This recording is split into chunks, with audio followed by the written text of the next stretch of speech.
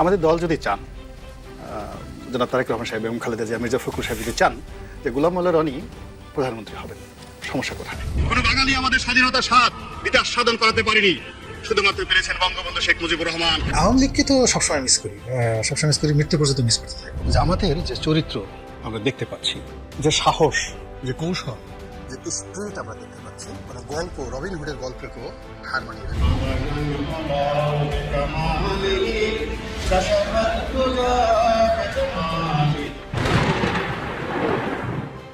প্রিয় দর্শক, একটু মিলাদ চিরাত দিয়া পাক পবিত্র হয়ে নিলাম, কারণ আজকের পুরো ভিডিওতে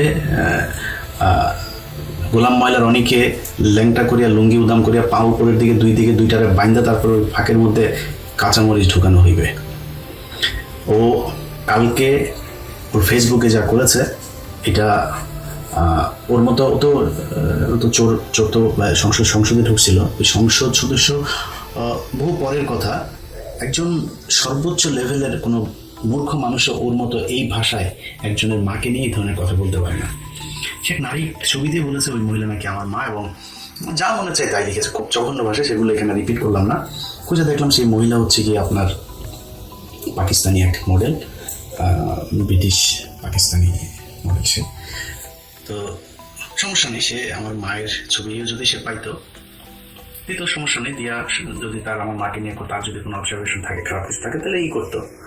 তো এদের ভেতরে একটা আছে, আগের অনুষ্ঠানে যখন আমি করলাম, করার পরে সে বললো যে বিকৃত করেছি, সেখানে প্রশ্নের জবাব দেয়, জানেন যে ছেলে সারা জীবন যে চুরি বার্তায় যা যা করেছে, টাকা পর্যন্ত তার বিরুদ্ধে যা অভিযোগ করেছে, কোনো কিছু জবাব না দিয়ে সে বললো যে তার নানা না দাদা, সে হলো তার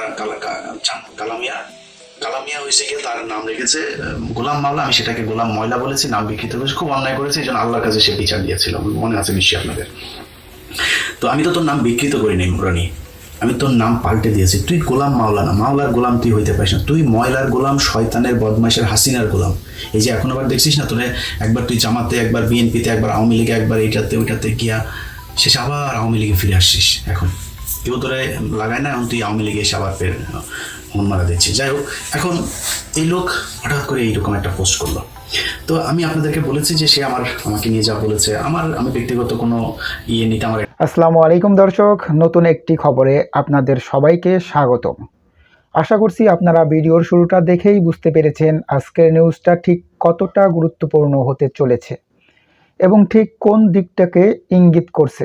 তাই বলবো দর্শক, যারা ভিডিওটি দেখতে শুরু করেছেন তারা অবশ্যই নিউজটি না টেনে সম্পূর্ণ মনোযোগ সহকারে দেখবেন, তাহলে এই বিষয় সম্পর্কে আসল তথ্যগুলো জানতে বা বুঝতে পারবেন। তো প্রিয় দর্শক, আমি আর কথা বাড়াবো না। ভিডিওর শুরুতে আপনাদের যেই ভিডিওগুলোর অংশবিশেষ দেখিয়ে শুরু করেছিলাম, সেই ভিডিওগুলোর বিস্তারিত আলোচনা দেখব। তবে তার আগে অনুরোধ, যারা এখনো চ্যানেলটি সাবস্ক্রাইব করেননি সকলে চ্যানেলটি সাবস্ক্রাইব করে পাশে থাকা বেল আইকন বাজিয়ে দিন, আর যারা ইতিমধ্যে সাবস্ক্রাইব করে রেখেছেন তাদেরকে অসংখ্য ধন্যবাদ। প্রিয় দর্শক, চলুন একটি লাইক দিয়ে আমরা ধারাবাহিকভাবে সবগুলো ভিডিওর বিস্তারিত আলোচনা দেখে আসি। একদম সমস্যা না, আমি ব্যক্তিগত নেওয়ার জন্য রেডি, এবং আমি কিছু কিছু মানুষের ব্যক্তিগত উলঙ্গ করার জন্য রেডি। সেগুলো কারা ধরেন যাদের ভারত কানেকশন থাকবে, আওয়ামী লীগ কানেকশন, ওদের ক্ষেত্রে আমার এথিক্স মেথিক্স কিচ্ছু কাজ করবে না। যেখানে পাবো না, আমার বিএনপির ইসলামী কমিটি অন্তত 4-5 জনের জিনিস আছে, ছাড়ি না কেন বল দেবো। সব শেষ, নোয়াখালীর এক বিএনপি নেতা, ইদানিং তিনি একটু ডাউনে আছেন, একসময় খুব বড় নেতা ছিল, একসময় খুব বড় ধরনের আলোচনা ছিল তার নিয়ে, আর বেশি বললাম না। তার একটা জিনিস এসছে আমার কাছে, তো এরকম অনেকের আছে, কিছু বলি না। বাট ফখরুলের পাইলে কিন্তু দিয়ে দেবো, সালাউদ্দির পাইলে দিয়ে দেবো, কেন জানেন? কারণ এগুলি হলো ইন্ডিয়ান চর। সো আমার ইন্ডিয়া আওয়ামী লীগের কানেকশন থাকলে অন্যদের ব্যাপারই না, অনেকের আছে, এগুলো আমি দেই না, এগুলো দেওয়ার এখন বয়স হয়েছে, দেখছি না মাথার চুলমুল সব কিছু, কিন্তু মানে আমার কিন্তু 90% চুল পাকা, এতদিন মেহেন্দি টেন্দি দিয়া তারপরে একটু কালা টালা করে রাখতাম, কালো রং করা তো আবার হারাম, তো এখন ওই রং করি না, পুরো সাদা করে ফেলছে। এখন বয়স হচ্ছে, একটু তো ঠান্ডা হওয়া দরকার, তো হিসাব করে এই করতে। বাট আওয়ামী লীগের ক্ষেত্রে একদম জীবনের আল্লাহ যদি বাঁচায় রাখে, 80 বছর বয়স হচ্ছে যে আল্লাহ বাঁচায় রাখে, একদম চুলদারি গোপ সব পাকা, চামড়া টামড়া টান পড়ে গেল, আওয়ামী লীগ আর ইন্ডিয়ার কানেকশন আছে কারো, ওর নুনু পাইলে আপনাদেরকে দেখাই দেবো, আপনারা যাই মনে করেন, আমার কিছু করার নাই, কিন্তু অনেকের ক্ষেত্রে করে রাখি। তো আজকে জানি নিয়ে আলাপ করতে এসে তার ব্যাপারটা আগে বলি, তার আগে একটু পরীক্ষা করে নেব ওর জিনিসে মেশিনে শক্তি আছে কিনা, এটা ওর মুখ থেকে শুনে আসি আগে। চলেন। হ্যালো, আসসালামু আলাইকুম। তোমার শরীর কি বেশি খারাপ? জি, কি হয়েছে? একটু ক্লান্তি আর কিছু না। কালকে ঘুমাতে পারিনি সারা রাত। অফিসে আসছি, আসার পরে কাজ করে মধ্যে কারেন্ট চলে গেল। শুয়েছিলাম, এই উঠলাম, এই মাত্র আমাদের দাঁড়াবো আর কি। আচ্ছা, রোজা কি আছো? রোজা আছি। আমরাও রোজা আছি। তোমার সাথে একটু দেখা করতে চেয়েছিলাম। এটা আমার মেন্টাল, আমি আগে বলছি বারবার, এটা আমার জন্য মানসিক একটা অসন্তোষ তৈরি করে। এই জিনিসটা মানে তোমরা হয়তো যে জিনিসটা যেভাবে ভাবছো বা করতেছো, আমার দিক থেকে ভাবতে হবে। তোমরা ফোন করলে বা তোমরা কথা বলে তোমাদের সাথে দেখা সাক্ষাৎ করলে এটা আমাকে আরো অসুস্থ বানাই ফেলে। আমার তো এই যে আসছো, কোনো কথা নেই, বলতে নেই, সারপ্রাইজ, ঈদটা হারাম হয়ে গেছে। ঈদটা হারাম হয়ে গেছে। আবার এই যে তোমরা দেখাতে কেন আসছো, কি জন্য আসছো, আই ডোন্ট নো, কিছু আসার পর আবার এখন তোমাদের সাথে দেখা করতে হবে, এই জিনিস আমার উপর চাপ পড়ে, প্রচন্ড চাপ পড়ে। এই বিষয়গুলো তো বুঝতে হবে যে আমি একটা সিস্টেমেটিক মানুষ, সিস্টেমের বাইরে আমি যাইতে পারি না। না, তুমি কালকে বলেছিলা দেখা করবা, সেই জন্য ফোন করেছিলাম। ঠিক আছে, কালকে বলেছিলাম, কালকে ওকে ছিলাম, আজকে তো এই করতে পারতেছি না। ঠিক আছে, তোমরা ঢাকাতে আসছে কেন? জেসিকা আসছে না, হচ্ছে চিরঙে? না, জেসিকাও আসছে, আমরা সবাই আসছি। আচ্ছা, কি জন্য আসছো তোমরা ঢাকাতে? আসলে তুমি তো জানো সব কিছু, আমার আসলে পিঠ আলে ঠেকে গেছে, বুঝছো? এখন কি করব বলো না? তোমার এখানে ভেবেছিলাম যে তুমি আমাদের জন্য একটা কিছু করবা। এখন না, আমার জন্য এটা কিছু করা সম্ভব না, লাভ হচ্ছে না, বরং আরো হিতে বিপরীত হয়ে যাচ্ছে, মন বিষয় যাচ্ছে, রাগ হয়ে যাচ্ছে, ক্রোধ হয়ে যাচ্ছে। অন্ততপক্ষে দুপুরবেলাটা যদি তুমি আমাদের সাথে একটু খাও, প্রতিদিন একটু দেখা করো, একটু এটা হবে না, এটা সম্ভব না। এটা আমি নিজের সাথে যুদ্ধ করতেছি বা সবকিছু করতেছি, যদি কখনো আই উইল কল ইউ, এটার সম্ভাবনা, আমি ওই জিনিসটা আমার হয়ে গেছে, আমার জীবনের একটা ম্যাপ আছে। আচ্ছা, তুমি আমাকে যখন যেটা বলেছো একটু মনে করে দেখো তো, আমি তোমার প্রত্যেকটা কথা শুনেছি। তুমি যখন আমাকে বলেছো যে চিটং চলে যাও, আমি চলে গেছি। না, চলে যাও নাই, এটা কোন বলো? যখন বলেছো ফোন দিও না, ফোন দিই নাই, টেক্সট দিও না, টেক্সট দিই নাই, স্টিল নাও আমি তোমার ওয়াইফ। আমি কি আমার হাজবেন্ডের থেকে এইটুকু আশা করতে পারি না যে সে আমার সাথে একটু যোগাযোগ করবে, আচ্ছা দেখো, একটু ভালো জেসিকার কথা মতো আমি তালাকটা উদ্যোগ করছি শুধুমাত্র তোমার সামাজিক, তোমার নিজের প্রয়োজনে, কিন্তু তুমি এই সম্পর্কে ক্লেম যদি করো, আমি এক সেকেন্ড তোমার সাথে থাকবো, এখন লাইনটা কেটে দেবো। আমি ক্লেম আমি করছি না। বলছি যে ক্লেম না, তুমি বারবার বলতেছো আমি অমুক, আমি অমুক, আমি অমুক, এই জিনিসটা তো অনেক আগে শেষ হয়ে গেছে। আমি তোমাকে একটা দয়া করতেছি, সাহায্য করতেছি টাকা দিয়ে, এবং আমার নামটা ব্যবহার করার তোমাকে অ্যালাউ করতেছি, কিন্তু বিনিময়ে তুমি আবার এই জিনিসটা করার পর আবার কোনো স্বার্থের কিছু তুমি আরো যে জিনিসগুলো আমার দিকে হাত বাড়াচ্ছ, রং। আচ্ছা, এমনি তুমি একটা সত্যি কথা বলো তো, জীবনে কি কখনো আমাকে ভালোবাসো না? তাইলে যে কথাগুলো বলেছিল এগুলো কি এমনি বলেছিল? এমনি বলেছিল? তাইলে আমি যে একটা সংসার তোমার কথাতেই ওকে ছেড়েছি, আবার তোমাকে বিয়ে করেছি, এখন তো আমার কথাতে তুমি কোনো কিছু ছাড়ো নাই, তুমি তোমার প্রয়োজনীয় করছো, এবং আমাকে যতটুকু ব্যবহার করার ততটুকু তুমি ব্যবহার করছো। তোমার কাছে এটা মনে হয় আমি তোমাকে যাই সেটাই মনে হয়, এবং তুমি আবার আমি তোমার সাথে সরল ভাবে যে আমি অন্তর থেকে চেষ্টা করছি তোমাকে সর্বোচ্চ সহযোগিতা করার জন্য, সাহায্য করার জন্য, আশ্রয় দেওয়ার জন্য, এবং এটাকে অ্যাভেল করার জন্য যে ধরনের মেন্টাল অনেস্টি দরকার, কর্ম দরকার, সেটা তুমি জানো আর তোমার আল্লাহ জানে। ওই জায়গাতে এমন কোনো খুঁত হয়েছে যে ওখান থেকে বরকত আল্লাহ উঠে নিয়ে গেছে। না সেটা আমি তো সবকিছু জিনিসগুলো সবকিছুর এগেনস্ট আমি ঘুরে দাঁড়াইছিলাম, আমি সবকিছু ম্যানেজ করে নিয়েছিলাম। আমি ওখান থেকে তুমি রনুকে অরুণাপল্লিতে নিয়ে গেছি। It's not a matter of joke. বাংলাদেশের 1 কোটি মানুষের মধ্যে কেউ এই কাজ করতে পারবে না, কেউ পারবে না, বাট আমি এই কাজটা করেছিলাম। যে জিনিসগুলো সেগুলো গিয়ে ওখানে নেওয়ার পরে আমার একটা ফুল পাওয়ার আছে, পুরা শক্তি আছে। আমি জোর করে তোমাকে এই কাজ করছি, আমি তোমাকে ঘর বানাইছি, কথা আল্লাহ। তুমি শোনো, তুমি আমার সাথেও সংসার করেছো, আপুর সাথেও সংসার করেছো।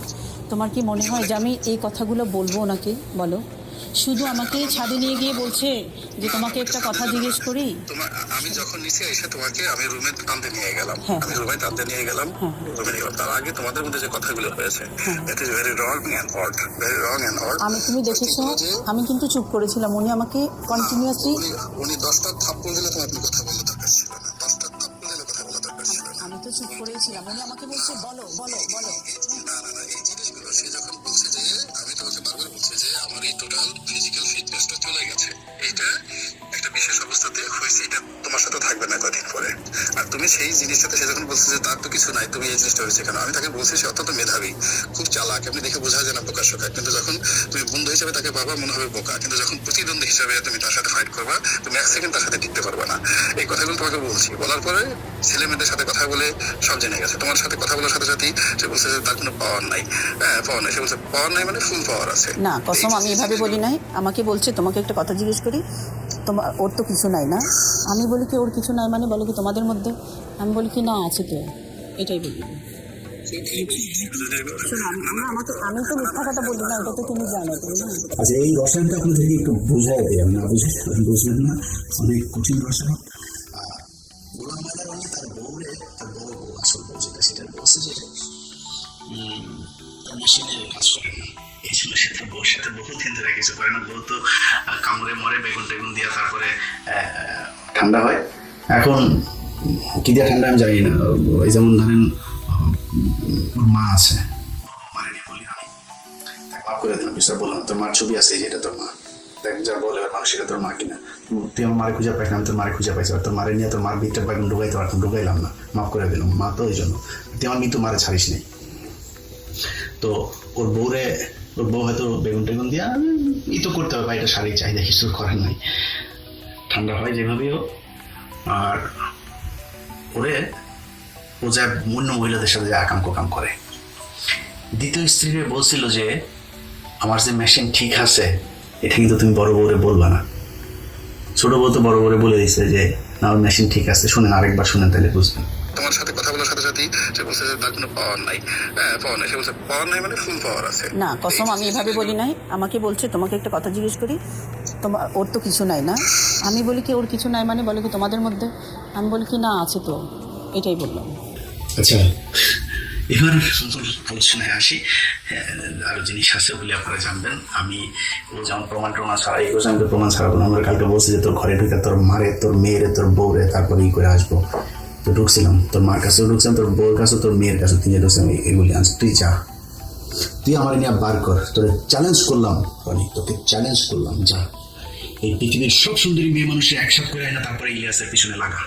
এই পৃথিবীর সব টাকা পয়সা স্বর্ণ যা যা আছে সবাই না ইলিয়াস এই করছে, ভাই আপনাদের এত টাকা ঘুষ দিলাম, আমার একটা চাকরি নেওয়াই দেন, ভাই এত টাকা ঘুষ দিলাম, আমার বাঁচা দেন, আমার টাকা দেওয়া বাঁচবেও না, আমার টাকা দেওয়া আমি তোর মারবও না, এটা মনে রাখিস। আমি যদি তোর ধরি টাকা দিয়ে বাঁচবো না। অনেক মানুষজনের কাছে শুনি আমার নাম করে বিভিন্ন মানুষের কাছ থেকে টাকা পয়সা, ভাই দইরা পুলিশে দিয়ে তারপরে আমার খবর দেবেন।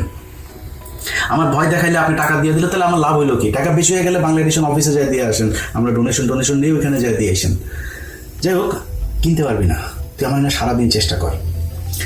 দেখেন, ও কালকের পোস্টে, ওরা সুশীল, এই সুশীলদের একটা আছে, ব্যক্তি আক্রমণ করা যাবে না। আরে বাবারে, ব্যক্তি আক্রমণ করা যাবে না। গোলাম মাওলা রনি, তুই এই যে জামাতের লোকগুলোরে একদম জাস্ট মেরে ফেললো কোনো কারণ ছাড়া। তারা নাকি পাকিস্তানের মিলিটারির কাছে যায় আওয়ামী লীগের লোকজনের মাদেরকে আর বউদের মেয়েদেরকে নিয়ে প্রোটেকশন ছাড়া প্রোডাকশন দিয়েছে, তারপরে এখন আওয়ামী লীগ যুবলীগ বের হয়েছে এগুলি। তো তোরা যেগুলি বলিস, তোরা যে পাকিস্তানি বীজ, এটা যে দাবি করিস, তো এটা সত্যি কথা। মতিউর রহমান নিজামী তোদের মাদেরকে নিয়ে পাকিস্তানিদের সাথে লাগিয়েছে, এটা সত্যি কথা। এটা ব্যক্তি আক্রমণ না? আমারে নিয়ে তুই যে এই কাজগুলি করলি, মনে কর সত্যি সব, এটা ব্যক্তি আক্রমণ না? তখন বলে তোর নাম গোলাম ময়লা রনি রেখেছি আমি, তোর নাম হচ্ছে গোলাম মাওলা রনি, তোর চাকালা মিয়া, তোর দাদা তোর নাম রাখছে, আমি তোর নাম বিকৃত করি, তুই আমার নাম বিকৃত করেছিস, আমার ইল্লু না কি যেন লিখে তারপরে ই করছিস। কেয়ার করি না, এরকম বহুত কিছু সহ্য করা। এটা শর্ট জার্নি না, ইটস এ লং জার্নি। এটা সেই 2018 সাল থেকে এই সোশ্যাল মিডিয়াতে আছি, আল্লাহর রহমতে টিকে আছে। সম্মান দেয়ার মালিক আল্লাহ, নেয়ার মালিকও আল্লাহ। সো তোরে বললাম, তোর যা যা আছে সারা বাংলাদেশের সব ডিজিএফআই গোয়েন্দা সংস্থা সবাই লাগাই দে, ইলিয়াসে মায়া দিয়ে পটা দেখি কেমন পারিস, চ্যালেঞ্জ করলাম। এখন এরা ব্যক্তি আক্রমণ করতে গেলে, এরা কিছু বললে, এদের ব্যক্তি আক্রমণ করলে তারপরে কান্দাকাটি শুরু করে, খেলা হবে। তুই আকাম কুকাম করে মিথ্যা দিয়ে, আমি সত্য দিয়া করবো, প্রমাণ সহ। গোলাম ময়লা রনির দ্বিতীয় স্ত্রী, তাকে গোলাম ময়লা রনি বিয়ে করেছে, আমার কোনো সমস্যা নেই। গোলাম ময়লা রনি আর 10টা বিয়ে করুক, আমার কোনো সমস্যা নেই। সেই মহিলাকে 2009 সাল থেকে তার পেছনে লেগে তারপরে সেই মহিলাকে বিয়ে করেছে। 18 সালে তাকে তার স্বামীকে তালাক দিয়েছে, 22 সালে বিয়ে করিয়েছে।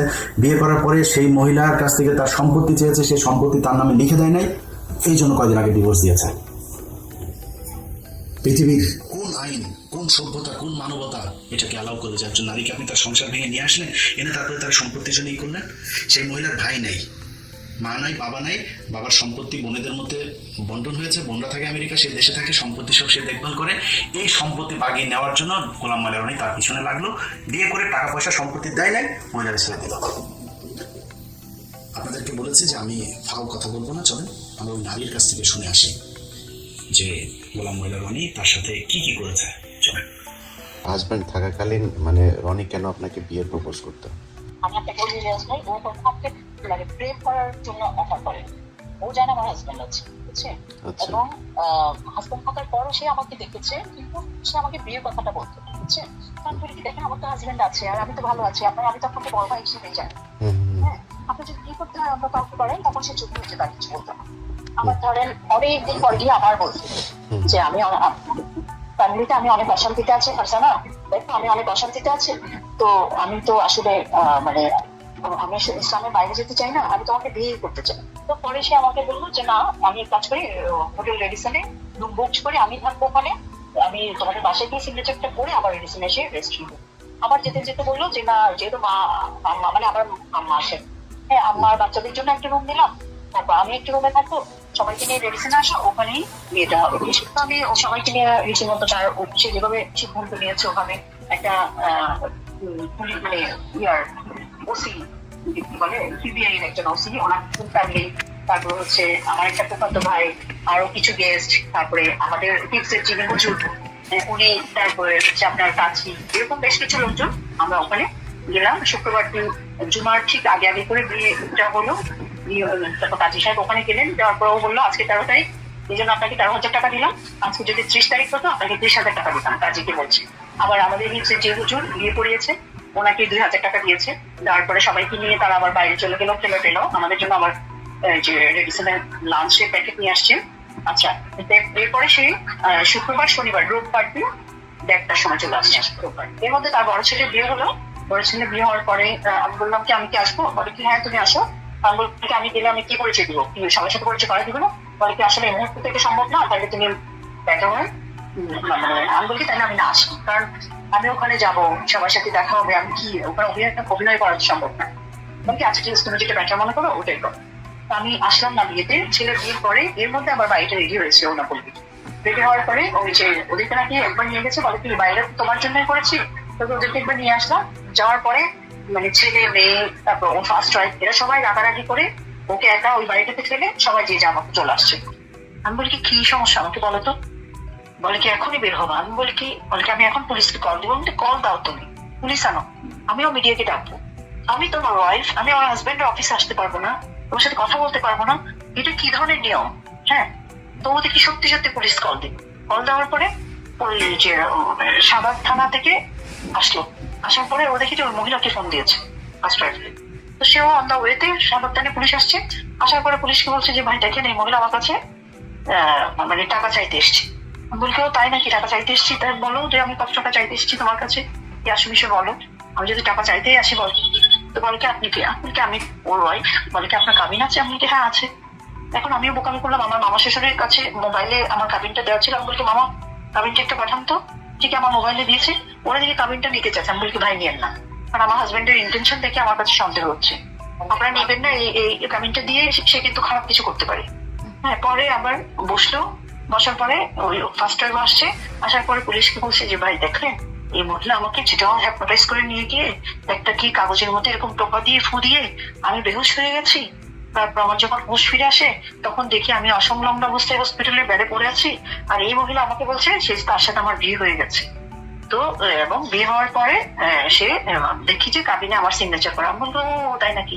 গোলাম মাওলা রনি তুমি 7 বছরের বাচ্চা, তোমাকে আমি ঢাকা থেকে চিটাং নিয়ে গেছি। তারপর আমি বলি কি কাহিনী সুন্দর লাগে, মিথ্যা এভাবে বলতে হয় না। হ্যাঁ, আমি বলি কি তুমি কি এভাবে মিথ্যা বলতে বলছো, আল্লাহ গজব পড়বে না তোমার উপর? বলে কি আমি যদি মিথ্যা বলি আমার উপর আল্লাহ গজব পড়বে, আর যদি তুমি মিথ্যা বলো তোমার উপর আল্লাহ গজব পড়বে। তারপর আমি বলি কি ভাই দেখেন আমি তখন পুলিশকে কাহিনীগুলো বললাম। আমি আমার লাইফে অনেক ভালো ছিলাম, সে বারবার বোঝায় আমাকে নিয়ে আসছে, একটা জীবন থেকে আরেকটা চলে নিয়ে আসছে। এখন এই অবস্থায় এসে যদি সে আমার সাথে যা শুরু করে সেগুলো করে, আমার মেয়েটাকে আমি কিভাবে বিয়ে দিব? যখন জানবে যে আমার মেয়ে তার মায়ের দুইটা জায়গায় সমস্যা হচ্ছে, আমার মেয়েকে আমি বিয়ে দিতে পারবো? তখন পুলিশটা খুবই বোঝালো তাকে, বোঝা বলে কি স্যার ওরা অনেক কথা বলছে যেগুলো আমি আপনাকে মানে আমার নেগেটিভ অনেক কথা, আমার চেয়ে খারাপ মানুষ পৃথিবীতে আরেকটাও নাই। তার ভাষ্য এটা কোন থানা? শাহবাগ থানা? শাহবাগ থানা, হ্যাঁ। কতদিন আগে ঘটনা এটা? এটা হচ্ছে এই ধরেন 1.5 মাস আগে, 1.5 মাস। হ্যাঁ, শাহবাগ থানা থেকে আচ্ছা গেছে আমার পুলিশ কে গেছিল? ওসি নিজে নাকি অন্য কেউ? না, ওসি পাঠিয়েছে, ওই দুজন ওই যে টহলে থাকে না যারা 999-এর, হ্যাঁ ওদেরকে পাঠিয়েছিল আর কি। তো ওরা বলে কি স্যার এটা ঠিক হবে না, ম্যাডাম খুব কান্নাকাটি করছে, আপনি স্যার এটা মানে এরকম করিয়েন না। ওরা পুলিশরা অনেক বোঝালো, যে ওনারা বুঝে গেছে যে আমি জেনুইন, সে যা বলছে সব মিথ্যা বলছে। আচ্ছা, তারপরে এরপরে আমি অনেক বুঝে টুঝে আমি বলি ভাই দেখেন আমি শুধুমাত্র তাকে দেখতে আসছি, আমি হয়তো 10টা মিনিট এখানে বসতাম, কারণ সে মানে আমার মেয়ের জন্য একটা প্রস্তাব এসেছিল আমার বোনের হাজবেন্ডের নেভার, তো ওরা নাকি দেশে এসে আবার ওর সাথে যোগাযোগ করেছে, মানে আমার মেয়ের ব্যাপারে আর কি। বলছি আমি তো আগামীকালে চিটং চলে যাবো, আমি আমার মেয়ের বিয়ে বিষয়টা, আর ও যে খুবই অসুস্থ, আমার হাজবেন্ড খুবই অসুস্থ, আমি ওকে একটু দেখতে আসছি ভাই, এই অপরাধের জন্য ও আপনাদেরকে কল দিয়েছে। আচ্ছা, এটার পরে সে ওদের কাছ থেকেও কাবিনটা নিতে চাইলো, ওরা দেয়নি। এরপরে কি করেছে, আমি বের হয়ে শাহবাগ থানার ওসিকে ফোন করলাম। ওসি সাহেব বলে কি ভাই আপনার এমনিতে আমাদের জায়গায় আমরা পাচ্ছি না, আপনাদেরটা আপনারা সামলান, তো কোনো মিটিং টিটিং করতে পারবো না। হ্যাঁ, তো আমি কি করলাম, বলি কি এখানে তো চাইলে সমাধান হচ্ছে না, তাই না? আমি বললাম কি আমার শাশুড়ি যেহেতু ওর বাসা আছে ধানমন্ডির বাসায়, আমি ওখানে গেলাম, ধানমন্ডির বাসায় গেলাম, গিয়ে আমি বলি কি যেভাবে হোক আমি ওকে ম্যানেজ করবো আজকে। হ্যাঁ, এটা আমার বিয়ে ছিল। ধানমন্ডির বাসায় যখন গিয়েছি, এর মধ্যে আমার শাশুড়ি আমাকে দেখে ভয় পেয়ে গেছে, মানে কারণ ছেলে বত মহাদজ্জাল। হ্যাঁ, তো কি করেছে, যে ওখান থেকে আমার শাশুড়ি ফোন করে বলেছে ফারজানা কেন আসছে। আমাকে বলি কি তুমি কোথায়? আমি বলি কি আমি ধানমন্ডির বাসায়। বলে কি তুমি এখন বের হয়ে যাও। আমি বলি কি কেন, তুমি তো আসো, আমি তোমাদের সাথে কথা বলবো। তখন বলতে কি ওরা নিয়মাতের থানায় গিয়ে আমার নিয়মাতের থানা থেকে টহল 999-এর পুলিশগুলো পাঠিয়েছে। পাঠানোর পরে সেম থিং নিয়মাতের থানা ওসিকে বলছে যে আমি তাকে অ্যাডভার্টাইজ করে বিয়ে করেছি, হ্যান্ড কাছে যাই। এখন ওরা আমাকে বলে কি ম্যাডাম চলেন। আমি বলি কি কেন, এটা আমার হাজবেন্ডের বাসা, এই যে আমার শাশুড়ির সাথে কথা বলে। ওরা আমার শাশুড়িকে জিজ্ঞেস করেছে আপনার ছেলের বউ? বলে হ্যাঁ। এখন তারপর বলে কি আপনি আসেন। আচ্ছা, এসে দেখি এরা দুইজন বসে আছে, ওই মহিলা আর এই বসে আছে। বসে থাকার পরে আমাকে বলে কি উনি কি? আমি বলতে আমার হাজবেন্ড। বলে কি কেমন হাজবেন্ড, আপনার কাবিন আছে? আমি বলি কি অবশ্যই আছে, দেখেন কাবিনটা দেখেন। বলে কি দেখতো আপনার কাবিনটা একটু ভাই দেওয়া যাবে না, আপনি এমনি দেখেন। তখন দেখে যে সে আমাকে বিভিন্ন ভাবে জায়গা করছে, আমার এত অপমান লাগছে, কান্না আসছে। আমি বললাম যে ভাই দেখেন সত্যি কথা যেটা, সে আমাকে পছন্দ করে বিয়ে করেছে এবং আমি তার ফার্স্ট ওয়াইফের বিষয়গুলো। দর্শক, আশা করি সবগুলো ভিডিওই আপনি মনোযোগ সহকারে দেখেছেন। সেই সাথে দর্শক, এই ভিডিওগুলো সম্পর্কিত যদি কোনো তথ্য বা মতামত থাকে তাহলে অবশ্যই কমেন্টস করে জানিয়ে দিন। এতক্ষণ সাথে থাকার জন্য ধন্যবাদ। আবার দেখা হবে আগামী ভিডিওতে কোনো নতুন টপিকস নিয়ে। সকলের সুস্বাস্থ্য কামনা করে বিদায় নিচ্ছি। আল্লাহ হাফেজ।